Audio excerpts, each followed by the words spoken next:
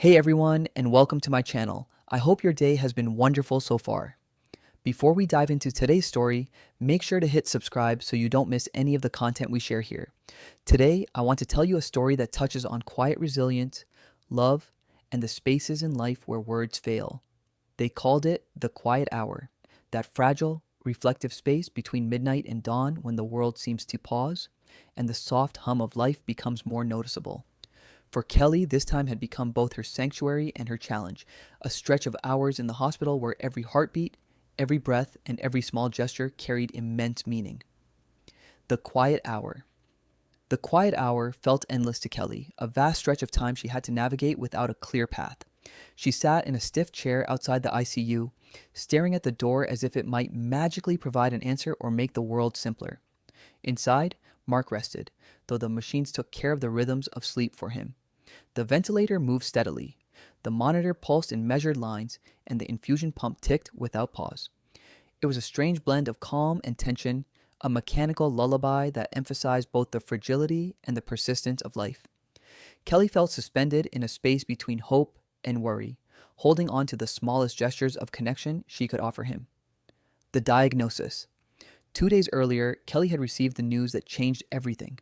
The words were clinical, sharp, and unyielding, yet somehow soft enough to deliver compassion. There's still a chance, the doctors had said, outlining treatment plans in precise terms she barely absorbed. It felt like her life had been overturned, a sudden shift from familiarity to uncertainty. In those moments, Kelly found herself nodding automatically, trying to make sense of language that didn't yet fit her emotions. Outside, the world continued its normal rhythm, but for her, time had changed shape. The diagnosis was a threshold she hadn't wanted to cross, but she carried herself forward, determined to navigate it with as much presence and care as she could muster. Public attention. Even as Kelly tried to focus on Mark, the world outside intruded. A post mistakenly shared online had drawn attention from media and fans, flooding social platforms with messages of concern. Bright lights and cameras lined the streets outside the hospital, reminders that private moments could quickly become public stories. Kelly's persona, built on humor and warmth, now coexisted with grief and worry, creating a delicate balance between what she shared and what she protected. Despite the scrutiny, she found solace in the gestures of kindness, messages, flowers, and notes of encouragement from people who wanted to show support. At the same time, the attention reminded her of how precious privacy could be, deepening her desire to focus on what truly mattered, Mark and the life they shared.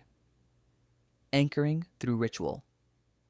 Kelly found small rituals that anchored her to the present, helping her stay grounded even as uncertainty loomed. She checked the IV drip, adjusted the blanket over Mark's legs, and held his hand, feeling the warmth that reminded her he was still here. Reading aloud became a practice of connection, sometimes sharing lines from scripts they had loved, other times simply letting the rhythm of words blend with the quiet hum of the ICU. Even in these moments of routine, there was a tenderness that spoke louder than any words. The gestures themselves, the touch, the voice, the presence, created a language of love and reassurance, a gentle counterpoint to the hum of machines and the weight of the world outside the room. Memories of laughter. Kelly often thought of the life they had built together, replaying memories that made her smile through tears. She remembered Mark's lopsided grin, the way he could fill a room with laughter, and his ability to sit quietly beside someone who needed comfort.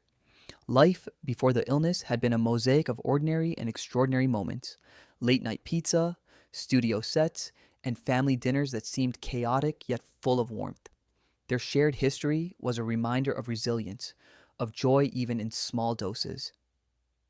In her mind, Kelly wandered through these moments like a comforting film, revisiting the rhythms of their laughter, the tiny gestures of thoughtfulness, and the ways they had always found balance between public life and private love.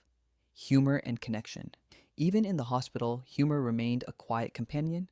Kelly remembered the first moments in the emergency room, Mark's dazed smile, and his teasing comment about her sleepless nights.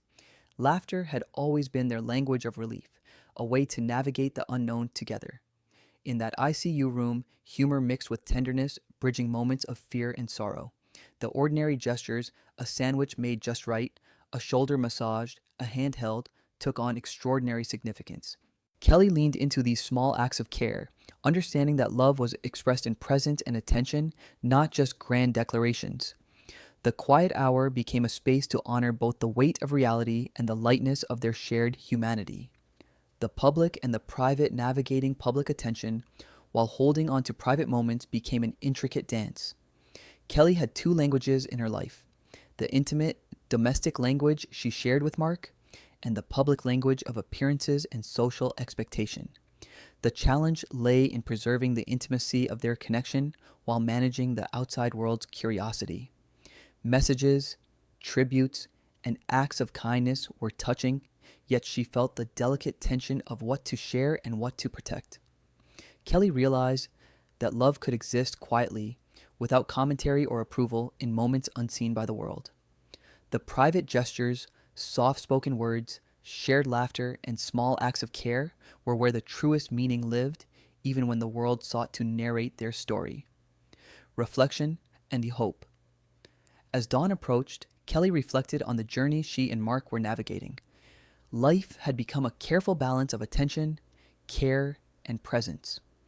The quiet hour, once intimidating, had transformed into a space for reflection, memory, and small acts of love. She understood that hope didn't always arrive with grand gestures. Sometimes it lived in a hand held, a voice spoken, a quiet breath shared.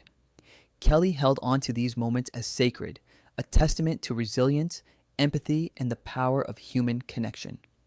In the midst of uncertainty, she found meaning in love expressed through presence, in the fragile and beautiful ways humans reach for one another in times that truly matter.